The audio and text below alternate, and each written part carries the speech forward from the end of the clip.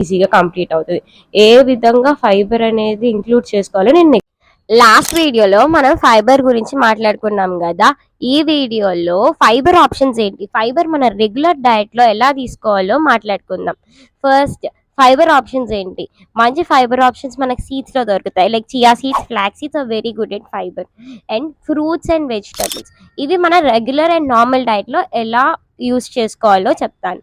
First vegetables దగ్గరికి వచ్చేసరికి, vegetables ఎప్పుడైనా సార్ట్ చేసుకొని స్టీమ్ చేసుకొని తింటే మనకి ఏ గట్ ఇష్యూ ఉండదు, ఈజీగా డైజెస్ట్ అవుతాయి.